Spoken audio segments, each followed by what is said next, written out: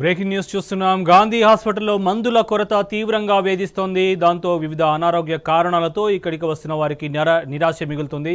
ప్రిస్క్రిప్షన్పై రాసిన మందులు గాంధీలో దొరకడం గగనంగా మారింది. సగం మందులు ఆసుపత్రి ఫార్మసీలో, మిగతా మందులు ప్రైవేట్ మెడికల్ షాపుల్లో కొనుగోలు చేయాల్సి వస్తుండడంతో రోగులు లబోదిబోమంటున్నారు. తమ ఆర్థిక పరిస్థితి బాలేకనే ప్రభుత్వ ఆసుపత్రికి వస్తే మందులు బయట తెచ్చుకోమంటున్నారు అని రోగులు వాపోతున్నారు.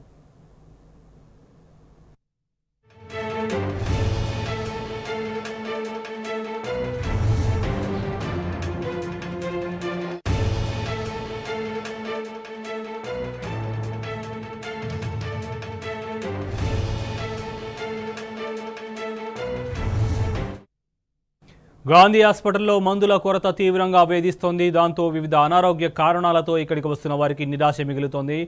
ప్రిస్క్రిప్షన్పై రాసిన మందులు గాంధీలో దొరకడం గగనంగా మారింది.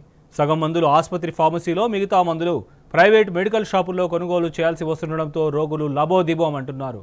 తమ ఆర్థిక పరిస్థితి బాలేకనే ప్రభుత్వ ఆసుపత్రికి వస్తే మందులు బయట తెచ్చుకోమంటున్నారని రోగులు వాపోతున్నారు.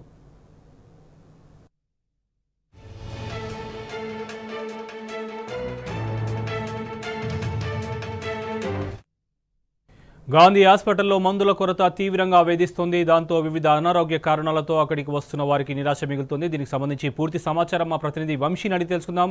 వంశీ, చెప్పండి. శోభన్, గాంధీ ఆసుపత్రితో పాటుగా రాష్ట్రంలోని అనేక ఆసుపత్రుల్లో మనకు మందుల కొరత అనేది కనిపిస్తోంది. ఈరోజు ఉదయం గాంధీ ఆసుపత్రిలో చూస్తే మాత్రం వేలాది సంఖ్యలో రోగులు గాంధీ ఆసుపత్రి ఓపీకి రావడం జరిగింది.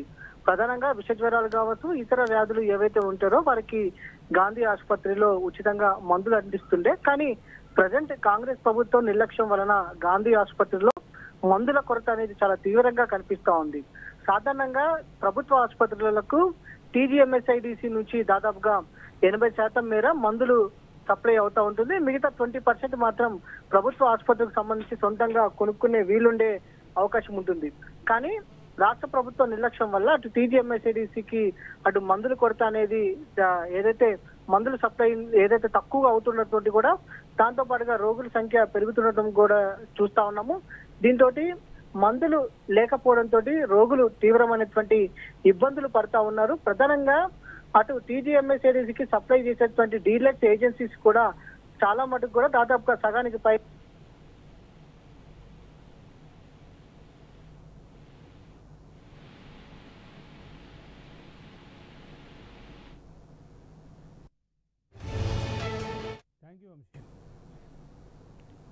Thank you Vamsi.